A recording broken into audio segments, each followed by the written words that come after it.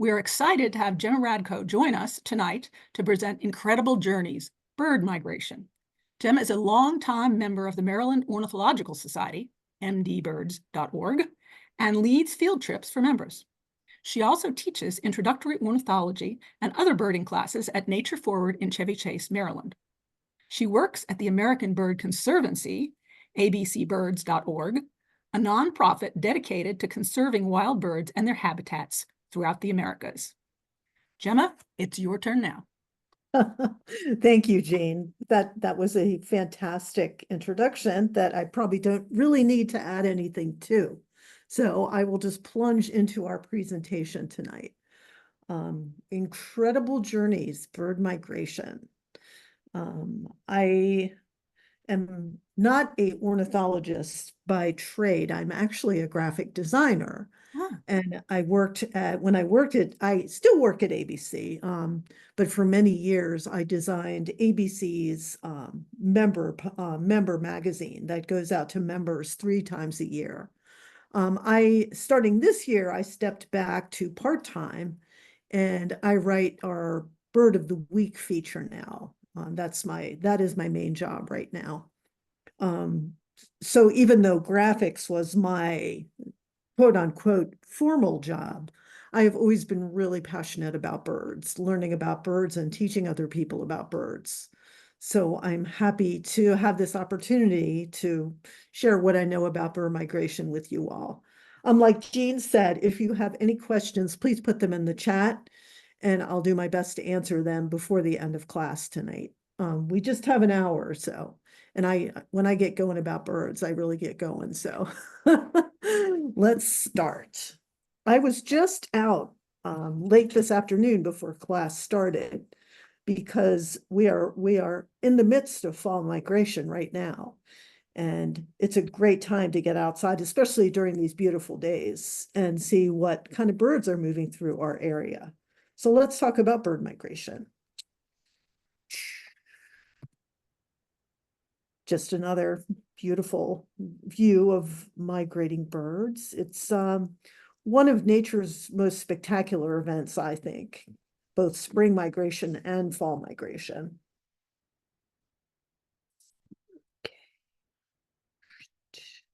So migration itself is classified as regular movements of birds between their breeding and their wintering areas. Migration is a phenomena that is seasonal, it's predictable, and it happens each year. So it's not something that's random or sporadic. It happens every year at about the same time. Every spring and every fall, more than 5 billion birds migrate across North America, and they cross the country at rates of tens of millions of birds a day. It's staggering when you take a closer look and you see how many birds are actually on the move at these times of the year. In our area, fall migration runs from about August 1st to the end of November. So migration is well underway. It started in August. And these Canada geese are a good example of migrants, even though most people associate Canada geese with pesky animals that are always on lawns and golf courses and parks, but they are migratory birds, believe it or not. So a little background on bird migration.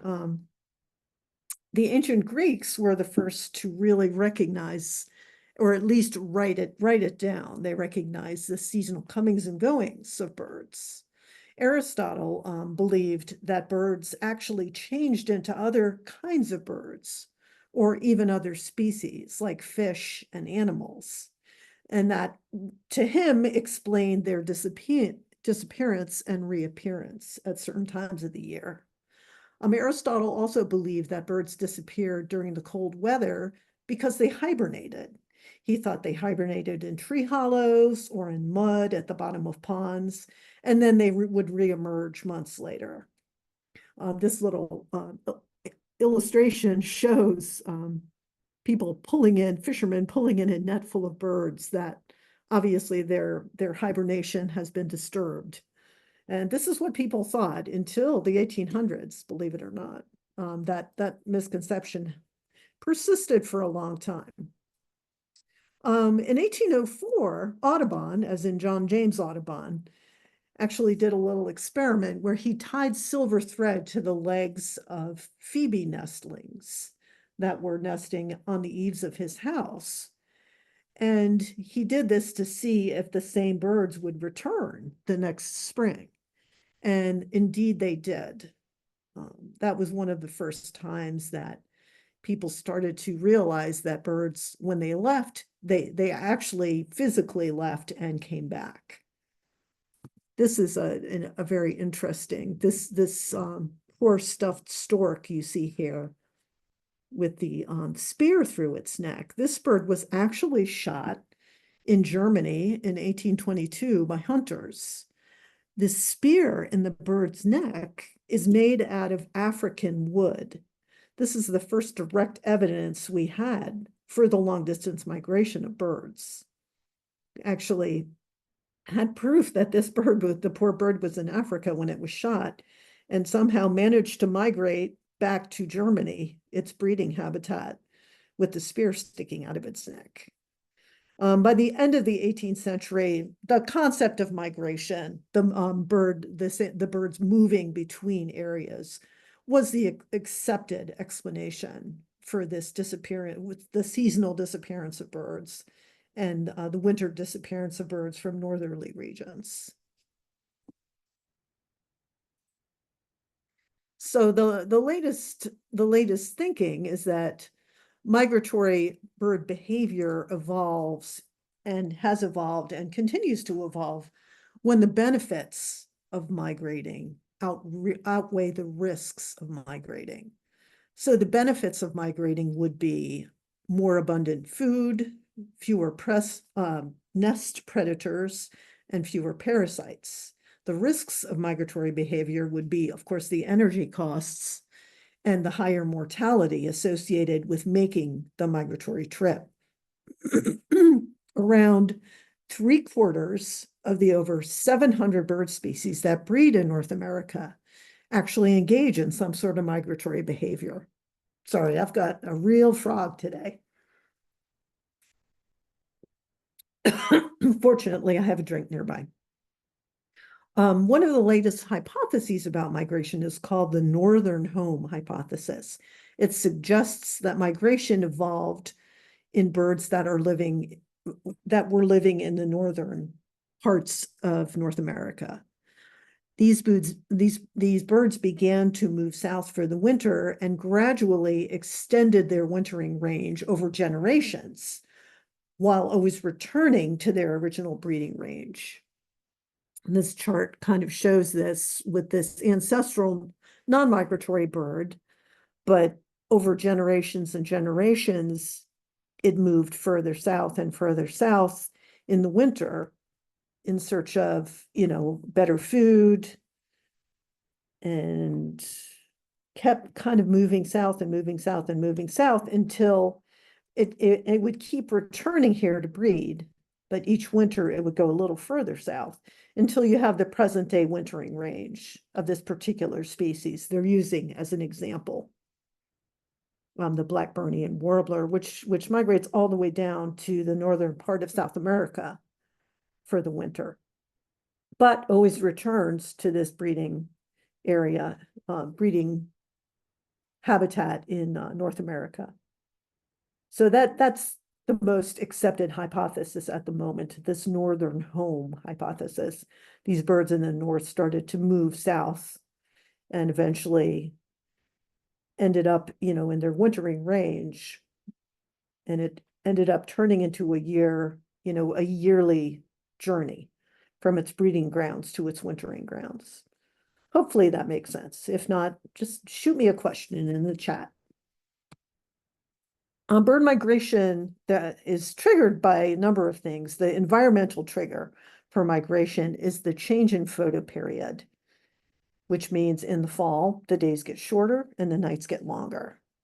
This change in photoperiod activates hormonal changes in birds, and those hormonal changes trigger migratory activity.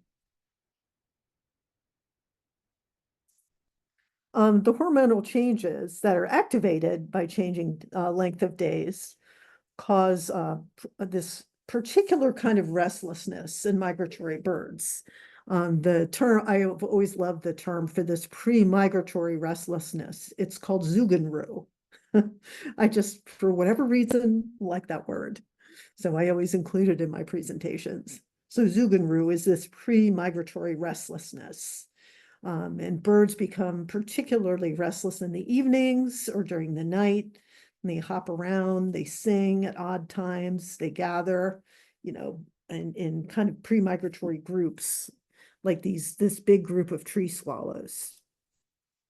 And they gather in different areas that are called staging areas before they actually make their migratory journey.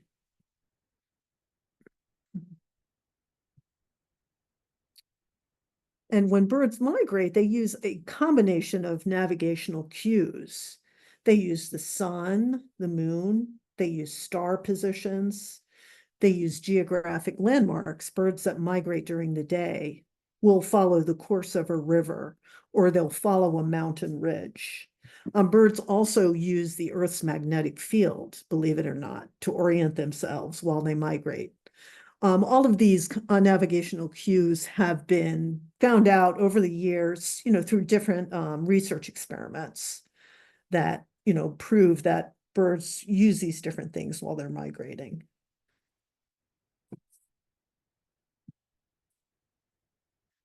Tracking bird migration to a finer degree is continually developing. Over the past 50 years, scientists have learned a lot more about migration through different techniques that include bird banding. That's probably the granddaddy of all techniques. Seasonal censuses is another one. What birds are there in the fall versus what birds are around in the spring, and vice versa. Radar is used, radio transmitters, and satellite tracking. The ways that birds can be tracked is becoming more and more sophisticated, to the point where tiny birds, like this golden-winged warbler on top, can actually wear a tracking device. It's wearing a geolocator here on its back, and these devices are so tiny that they don't slow the bird down at all. The technology has evolved to the point where they can do this and not endanger the bird that is wearing this geolocator. This is a shorebird. This whimbrel here has a radio transmitter on that is solar powered, you can see. And this black-capped petrel is also wearing a solar powered transmitter. This is a seabird, spends all its life over the ocean. So the ways of tracking bird migration just continue to become more and more sophisticated. Weather radar technology allows observation of bird migration at night. It's a useful tool for studying migration patterns and behaviors. In 2000, the Cornell Lab of Ornithology debuted a program called Birdcast. And Birdcast uses the US NEXRAD weather surveillance radar network, along with a North American mesoscale forecast system, also called NAM. And this provides, the combination of these technologies provides real-time predictions of bird migrations. It can get down to the level of the number of birds that are in the air, where they're going, when they migrate, and how far they fly. And, this ever increasing knowledge of migratory behavior actually helps conservation because it forms decision for mitigating hazards that birds encounter as they migrate. Such hazards include identifying nights when the lighting of tall buildings and structures could be turned down or turned off to prevent the deaths of millions of migrating birds. This is a problem I'll talk about later. I'll talk about later in this presentation.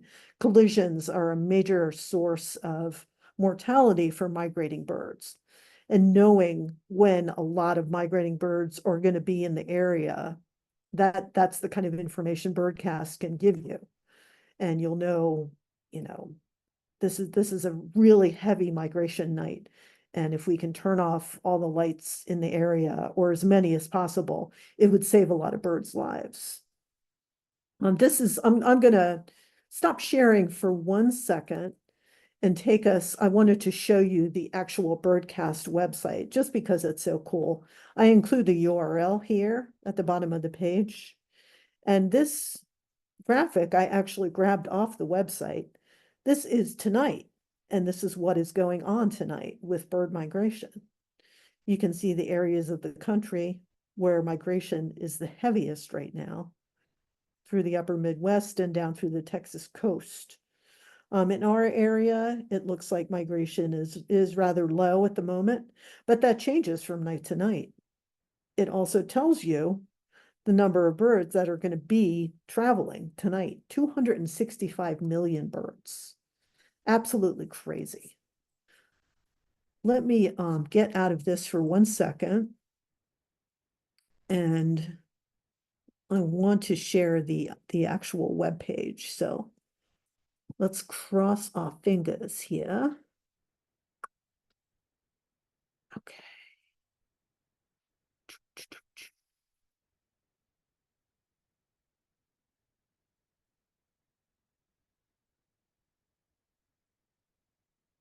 Okay.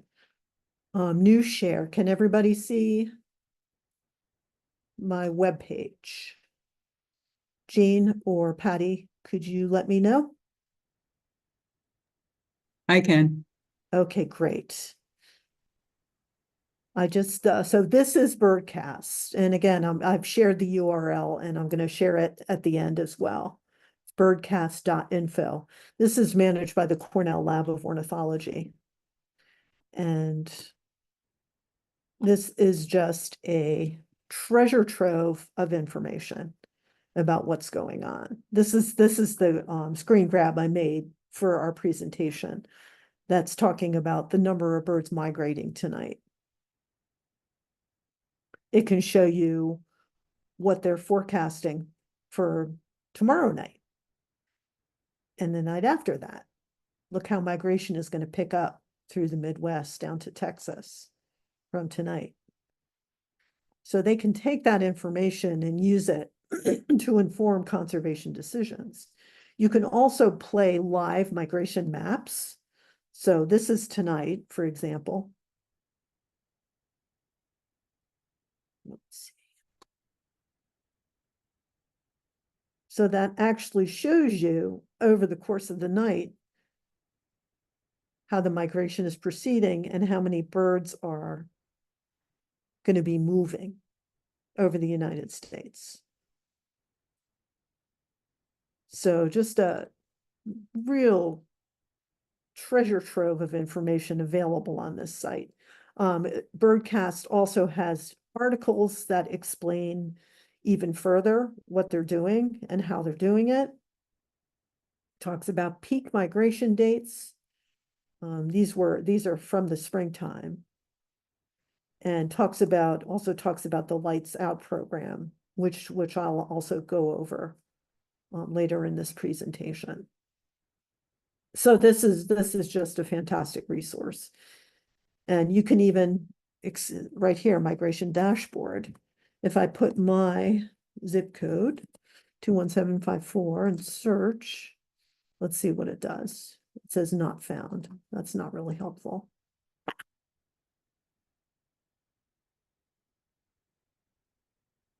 Okay, fine. Oh, it's a state or country, duh. Okay, let's try Maryland. Let's try Frederick County, Maryland. Okay, so look what it gives you. Almost 500,000 birds crossed Frederick County last night. Look, and the amount of information it gives you is absolutely staggering. Here's what happened last night. And it gives you the peak of migration looks like it happened 9:30 before midnight. And then it started to go down. And by 6 a.m., it was minimal. It gives you flight direction and speed, total birds. It even tells you, look at this, it tells you the expected nocturnal migrants. So based on frequency of observations of different species, it's telling you what species are probably migrating now. Different warblers, kingbirds, yellow-billed cuckoo. So it even gives you an idea of the makeup of all, these thousands and millions of birds that are passing over. So it's a fantastic resource. And if you're at all interested in migration, I would urge you to go to this website and just play around with it and see what you find out. Okay, so let me get back to my presentation.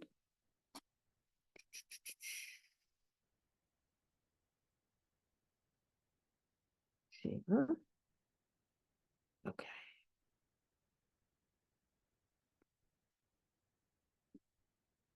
Okay, Jean, is everyone seeing the presentation now?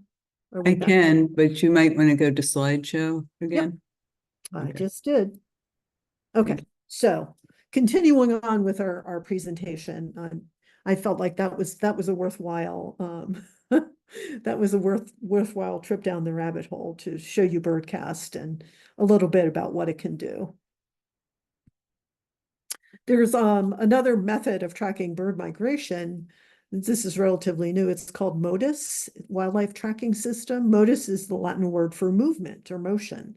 It's an international collaborative research network. It uses automated radio telemetry to track flying organisms, not just birds. It can also track bats and insects, if you can believe that. The people who collaborate in this MODIS program affix these tiny radio transmitters to animals, and the animals are tracked by stations that are placed at strategic locations throughout the hemisphere. These little blue dots all over the map of the Americas here shows you where there are currently MODIS stations, and there are these towers that you see here. Each time an animal passes a MODIS tower, it picks it up.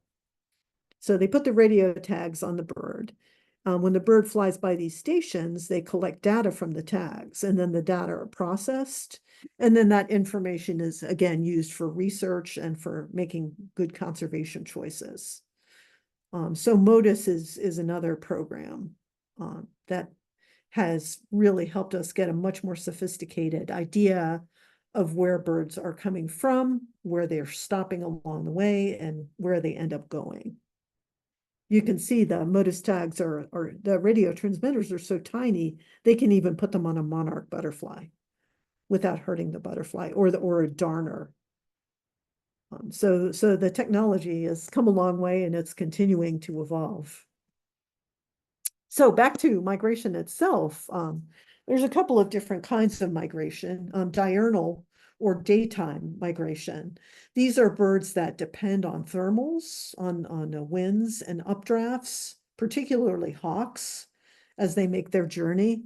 They spend a lot of time soaring, so they have to migrate during the day in order to take advantage of the thermals. Other daytime migrants, like swallows, use food, they need food resources that are only available during the day, such as insects. Nocturnal migrants, on the other hand, include warblers, types of songbirds such as warblers, vireos, thrushes. They don't begin to migrate until about a half an hour after sunset. These particular kinds of birds have evolved into nocturnal migrants because of the advantages, including the easier dissipation of body heat. And the nighttime air is also cooler and less turbulent, so they can make better time. They're smaller, and they can make better time during the night. So you have daytime migrants and you have nighttime migrants. This photo shows, well, there's a black vulture right in the middle, kind of messing up the picture. But most of these other birds are broad-winged hawks. They migrate in these huge numbers down to South America. And they migrate like other hawks, other raptors do, by taking advantage of warm air currents coming up off the mountains or off coastlines. and they are able to travel long distances by soaring and expending very little effort. There's daytime and nighttime migrants. There's also different varieties of bird migration. Some birds are long distance migrants. These are species that travel long ways, usually between continents. Most of the birds that breed in North America are considered long distance migrants. They will travel from North America to Central America or South America. There are other birds that are short distance migrants. These are species that move within continents. So they move shorter distances. They'll move maybe from Maine to South Carolina. So that's your typical short distance migrants. Complete migrants are species whose entire population leaves the breeding range. Partial migrants are species in which some individuals remain and they overwinter on the breeding grounds. Then there are elevational migrants. These are species that this usually happens out west or other areas that are mountainous, like the Andes. These are bird species that breed high up in the mountains, and they move downslope to winter in the lowlands. North American bird, there's only a few that are altitudinal migrants. There are more down in the tropics in South America. This Clark's nutcracker here on the left, this gray bird with black wings, is an example of an altitudinal migrant. They're out west, and they breed higher up in the mountains and come to lower elevations in the wintertime. Some bird species actually show a range of migratory strategies, so it's hard to put them in a single category. This pine warbler is actually a bird that's a partial migrant. Some of them stick around in the wintertime, especially if it's a mild winter, and some of them move a little further south, say maybe as far south as Florida. So they would also be they would be both a short distance and a partial migrant. Osprey are interesting because they are long distance migrants, but they are also young osprey often stay on the wintering ground for multiple years before they come back to breed. Red knots are your classic long distance migrant. They migrate from the Canadian way up north. They're one of the shorebirds that breed on the tundra, and they migrate all the way down into South America for the winter. So they move long distances. Here's some migration doesn't necessarily mean that we lose birds. We have birds that go away in the winter in the wintertime, but we also have birds that arrive in the wintertime. These are short distance migrants that breed further north from where we are, from Maryland. So these are some examples that we can see in our area in the wintertime that are not here during the spring and summer. A lot of bird species migrate south to our area to spend the winter, and then they migrate north again in the spring to breed further north. So some examples you're probably familiar with: dark-eyed junco, and a lot of people call this species the snowbird because they seem to show up with the snow in the wintertime, and they stick around in the winter and then they leave to breed further north. White-throated sparrow is the same thing. They're here with us in the wintertime and move north again to breed. Yellow-bellied sapsucker is the same. They breed for sometimes further north is not that far. You can go to all the way up into Garrett County in the spring and summer and find some of these birds breeding up there, Garrett County or Pennsylvania. So they're not that much further north, but they don't breed in our area. They move north, even if it's not that far. But this is another bird that's with us in the wintertime, this beautiful yellow-bellied sapsucker. We are blessed in the fact that we have the Chesapeake Bay in our area, and it's within easy distance if for interested birders. There are a lot of waterfowl that migrate south to spend the winter in and around the Chesapeake Bay. These are birds that breed in the upper Midwest and what's known as the prairie pothole region.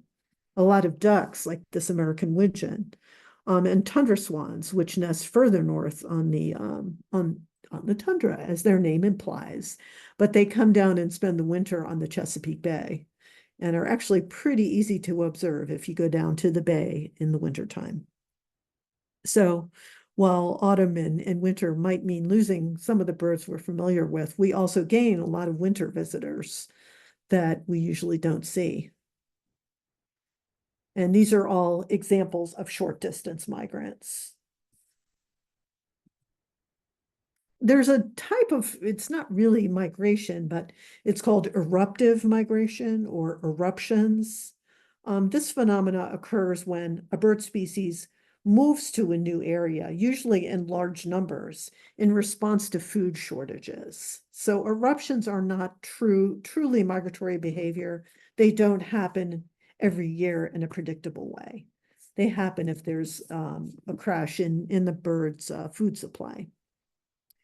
Seasonal migration, again, is predictable. It's fairly consistent in timing, in direction, and distance. And it's triggered by those hormonal changes I mentioned before. Eruption is based solely on food availability. It can vary greatly from year to year. A lot of the birds that are eruptive species are birds that depend on cone crops and seeds.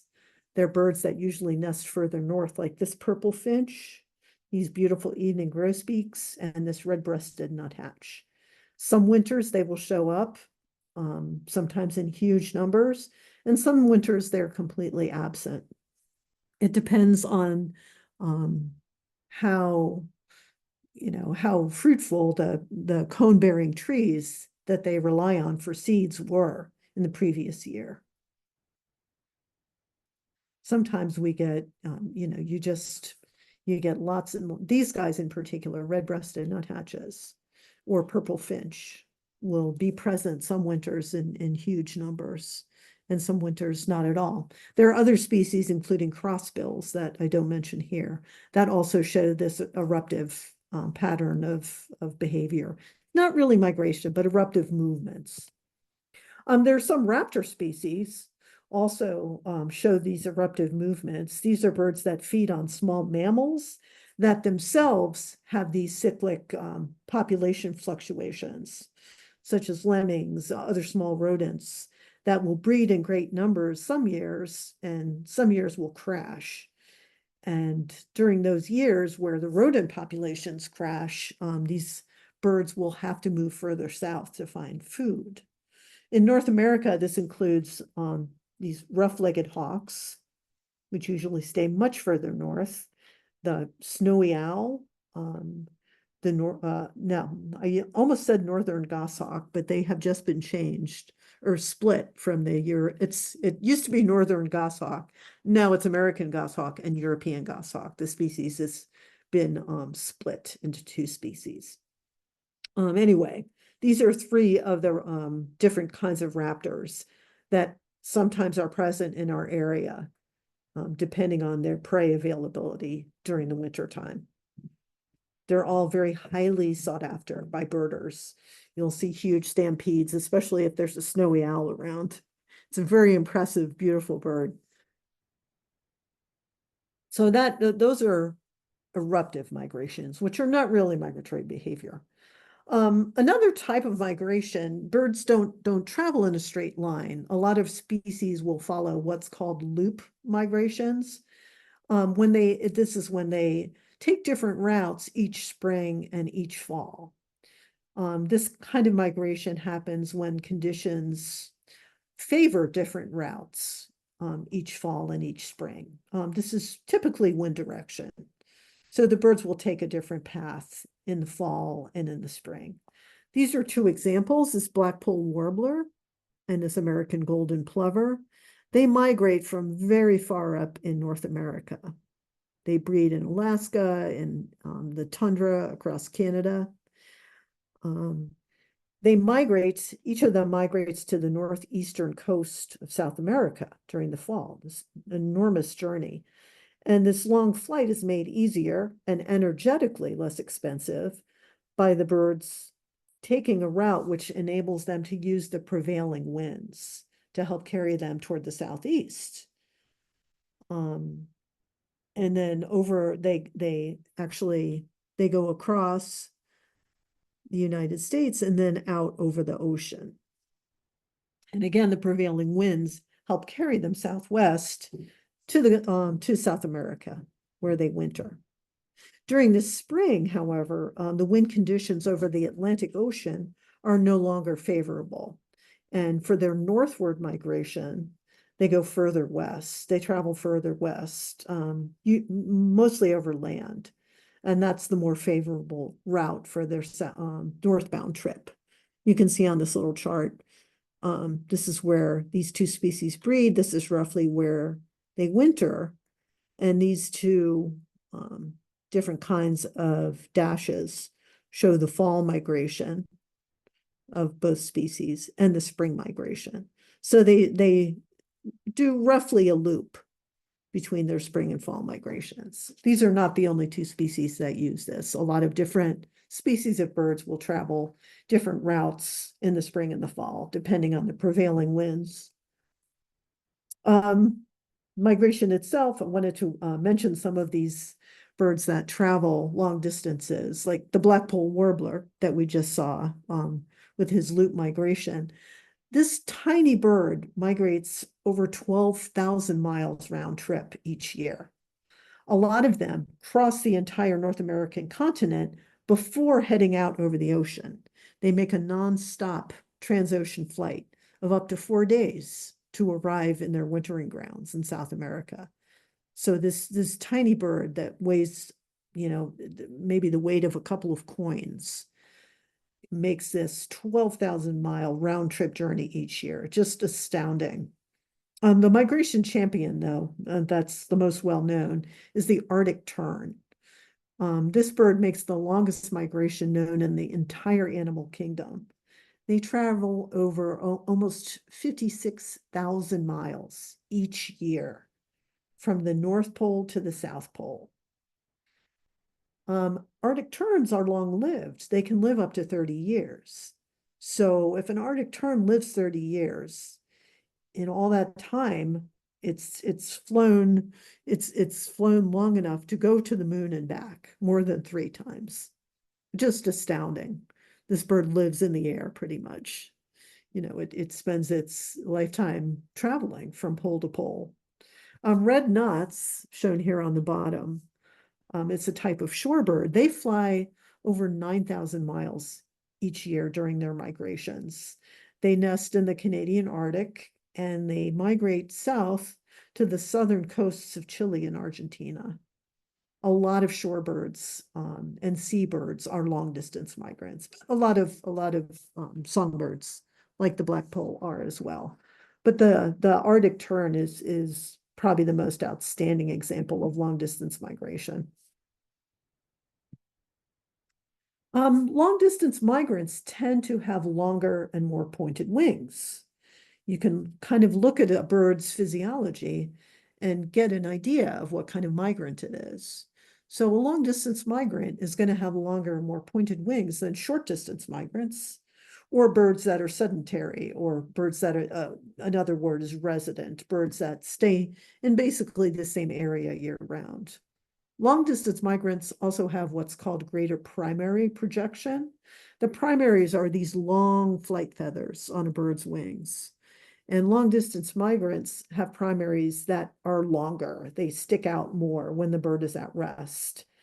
These longer primaries, or this greater primary projection, allows for more aerodynamic flight. So this common nighthawk here, you can see how its primaries, these are its primary feathers, how they stick out past the bird's tail. These barred feathers here are the bird's tail. These are its primaries. So it has long pointed wings, and you can see this barn swallow as well, how long and pointed its primaries are. And backing up to the previous slide, take a look at the Arctic tern's wings. how long and pointed they are. So you can really tell that this is a bird that travels long distances. Birds that migrate are also champions at stocking up and fattening up, because fat is like to a migratory bird is like gasoline to a car. Fat is the ideal fuel for these birds. It releases the maximum amount of energy. And when fat metabolizes, it also yields water, which keeps the migrating birds from becoming dehydrated. Long distance migrants actually can build up fat reserves that total more than half of their body weight. In the fall, you'll see birds before they migrate just gobbling down berries, trying to fatten up as quickly as possible. These are two migratory species, this black-throated blue warbler and this hermit thrush, fattening up before their journey. Again, fat is fuel. It's the migratory birds' gasoline. And migratory species are physiologically specialized to get fat quickly. They burn the fat at very high rates while they're flying, because a lot of them fly for hours straight or even days. A lot of bird species make nonstop flights over the ocean, like the black-polled warbler we just mentioned. A lot of bird species will migrate nonstop across the Gulf of Mexico, over 600 miles, including the ruby-throated hummingbird, which is about the size of a peanut. Ruby-throated hummingbirds when they migrate south in the fall, they go right over the Gulf of Mexico without stopping. So they need enough fat on their bodies to power their flight as they make these long flights. I used a bird band. I ran a bird banding station for 9 years. And in the fall, one of the things you check on a bird is the amount of fat it has on its body. It looks like this. It's just like fat, like on a chicken. This yellow, they just lay down a layer of fat over their body. And some birds get so fat, they get to the point where you're holding them in your hand, they actually feel squishy. So a squishy bird in the fall is good because that bird has a lot of fuel in its tank and it's ready to migrate. Migrating birds face a lot of challenges, even in the normal course of things. Without, say there were no humans around at all, migrating birds still face a lot of challenges. Weather being the biggest. Storms, foggy weather can spell disaster for migrating birds, especially birds that cross over broad stretches of water. They can confront headwinds associated with a storm, which will tire them out. Sometimes birds end up falling into the water and drowning if they run into a bad front. Foggy weather can really disorient birds too, and they can stray very far from their normal migration route during weather like that. So weather patterns can cause huge problems for migrating birds. Then we have our human generated problems, unfortunately, habitat loss being one of the biggest. Habitat loss and fragmentation because of overdevelopment leaves no place for migrating birds to rest and refuel. A lot of birds, when they migrate, most of them actually don't go make their entire trip in one shot. They have to have places where they stop to rest. And if they've used up all their fat stores, to build those back up. These are called, variously, they're called staging areas. Probably most likely that's the term you would hear, or staging areas, or just, stops along the way. And birds need that. They need these places where they can rest and refuel. So habitat loss not only threatens breeding and wintering areas, but it threatens these important stopover sites that migrating birds need. Predation is a huge challenge facing migrating birds. A lot of these birds are exhausted when they come to roost. They're hungry, they're tired, and they can be especially easy prey for outdoor cats. or even loose dogs. Cats are not they are not native predators in the North American ecosystem. They're introduced predators. And believe me, I love cats. I have 3 cats. My cats are indoor cats. Cats, even well-fed cats, they're made to hunt. That is their instinct. And they will, if they have the chance to hunt a bird, they will take it. So they can really, really put a hurting on resident bird populations and birds that are migrating through the area. In fact, scientists estimate that every year, cats kill hundreds of millions of birds just in the United States. Most people don't realize the extent of the problem because most people say, well, I've seen my cat, maybe kill a bird once a year or twice a year. But if you multiply that by the number of households, the number of people in the United States who have cats, you quickly reach critical mass. So predation, along with habitat loss, is a huge problem. The third problem, which is it's the worst, is collisions. Hundreds of millions of birds die every year, colliding with man-made structures, glass windows and buildings, communication towers, wind turbines. By far, the biggest source of collisions, believe it or not, their buildings are glass buildings and people's homes. Again, like with cats, you might think, well, I saw one bird hit my window and die, over the year. So how bad can it be? But when you multiply that by the number of houses in the United States, again, you just reach a huge number, especially songbirds, these migrating songbirds, which fly from 500 to 2,500 feet up. They're in the most vulnerable position to hit these human-built structures. So those are the big 3 that threaten migratory birds: habitat loss, cats, and collisions. There are ways we can help migratory birds. There's a lot of things people can do. So, they definitely have challenges, but there are things we can do to help them on their way. We can create habitat wherever we are, whether you have a small backyard or 100 acres. Birds just need 3 basic things in their habitat. They need food, they need water, and they need shelter. If you have any sort of fruit-bearing, seed-bearing plant, nectar-bearing plant in your yard, that will be really helpful both for resident birds and for birds that are migrating through. Because again, they need to eat a lot of food and get really fat before they can migrate effectively. Birds also eat insects and other small animals that thrive in a healthy ecosystem, and that can be your yard. Especially if you plant native, local and migratory birds have evolved to depend on native plants for food and for shelter. So landscaping with nature in mind is especially beneficial for birds. Native wildflowers, berry-producing shrubs, native trees are all ideal. Again, whether you have an apartment balcony or a farm, you can create even the smallest habitat that attracts birds and helps give them these stopping areas that they need while they're migrating. There are a lot of great resources out there. I include this book by Doug Tallamy.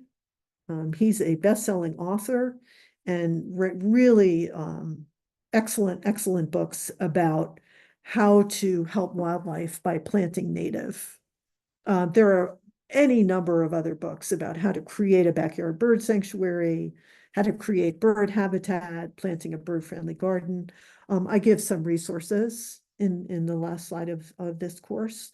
So there are a lot of different ways that you can create even the smallest patch of habitat to help migratory birds on their way. Biggest thing, keeping your cats indoors. This is a huge thing you can do to help migratory birds. Cats, as I mentioned before, are not native predators, and birds don't have any built-in defenses to cats. So, and cats are frightfully efficient hunters. So you can leash train your cat. It's not just for dogs. A lot of cats can learn how to enjoy walking, hiking, hanging out with you while they have a harness and leash on. There are many ways you can enrich your indoor environment, so your indoor cat will have a happy life. There are all sorts of games, there's laser toys, food puzzles, structures like these cat trees. They're great ways to enrich an indoor cat's life. My cats love watching birds from inside. They sit and watch the feeders and just chitter their teeth, and that's fine as long as they can't kill the birds. I'm also lucky enough to have a screened-in porch that the cats can actually go outside and enjoy the fresh air and again watch the birds without being able to harm them. There are lots of different ways that you can keep your cats indoors, just keeping them indoors. But if you have a fenced-in backyard, it is possible to modify your existing fence into a cat-safe fence. And they just make it so the cat can't climb over the fence, as you see in this picture. And these are different, some different websites that tell you how to do so or sell products that help you. This is Protect a Pet. But there are a lot of different ways you can modify fence to keep cats inside of your yard if you still want them to go outside. And then there's also catios, which are really cool. Like I said, I'm lucky that I have a screened-in porch, but it's not hard to build an enclosed patio that let your cats go outside safely, watch birds, hang out in the sun. At the same time, you're protecting the birds from the cats. You're also protecting your cats from bigger predators, stray dogs. In our area, coyotes have become quite common, and coyotes like nothing better than house cats, and not in a friendly way. They will readily kill cats. Cats also, outdoor cats also live much shorter lives in general. They're subject to disease, to getting hit by cars. A lot of different things threaten outdoor cats. So a catio is a great compromise if you want your cats to be able to go outside. Again, these are some different resources you can explore further if you're interested in this kind of a thing. It's a great way to, keep your cat from killing birds and allow it to have outdoor time. Collisions. You can actually help prevent bird collisions. Like I said, a lot of them happen at the level of homes, believe it or not. Not just huge all glass skyscrapers. So around your home, you can help prevent bird collisions by putting your feeders either really close or really far away from your windows. You can make your windows less reflective. The problem is the reflection. Birds don't recognize glass. They only see the reflected trees, and they'll fly straight into the glass. They just don't see it. It's not in their repertoire. So they are stunned and vulnerable to predators or internally injured, or they're killed outright by colliding with the glass. So you can break up reflections by using window screens. There's all sorts of different ways you can treat large windows to cut down on the reflectivity. They're even making different types of glass now that have patterns etched into them that are invisible to the human eye, but that birds can see. And again, I try to give you resources at the end if you are interested in modifying your windows.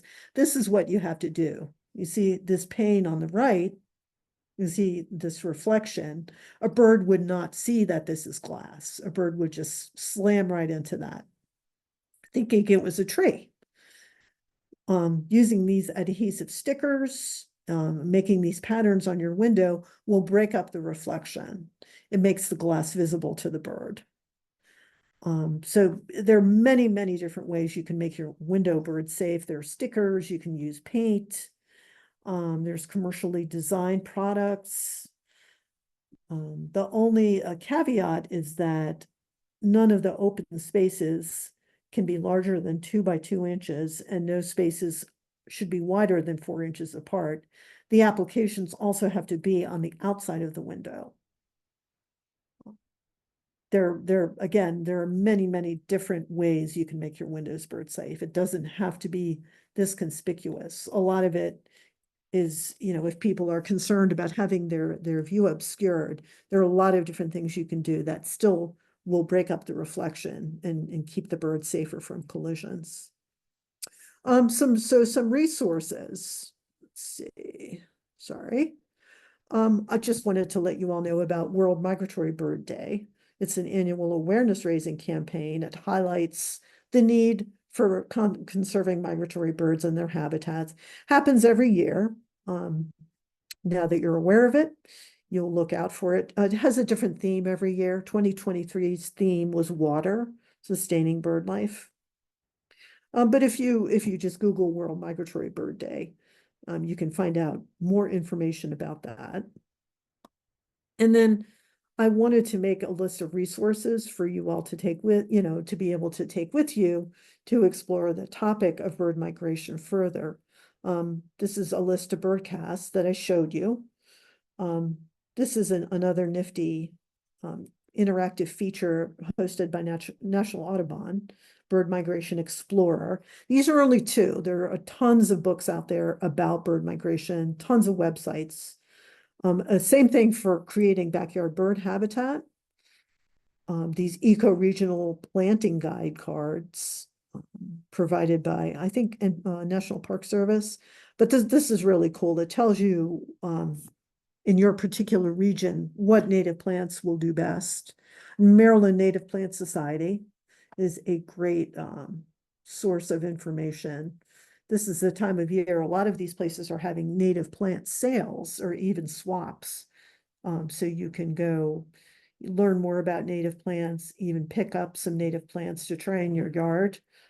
Cats Indoors, American Bird Conservancy, got to put in a plug for them because we were one of the first big bird conservation organizations to tackle the problem. We have a campaign called Cats Indoors, where we're trying to educate people about the benefits of keeping your cat indoors. So you can go to our website to learn more about the Cats Indoors program. Again, Bird Safe Windows. ABC's been a leader in ways that you can treat your windows. And we test glass. Our collisions program is pretty extensive. So if you would like to explore that, there is the URL for that. There are lights out programs in Washington, D.C., Baltimore, a lot of other cities across the country have these programs that encourage commercial real estate and people, residences to turn off their lights or dim their lights when there's a lot of migration expected over a particular area. So that's something else you can explore. And then this bird collision reduction toolkits provided by Fish and Wildlife Service. Again, these are only a few resources. There's a ton of information out there. I see I've already gotten to 8 o'clock and talking about bird migration. Session, Gemma. Thank you so much. I've taught behavioral ecology for a long time, and I learned a lot of stuff tonight too. We really appreciate it. Before we end, I'd like to remind people that this is a quarterly webinar series, and our next speaker on December 4th, Carrie Wickstead, will be joining us to talk about venom. We hope to see you all then.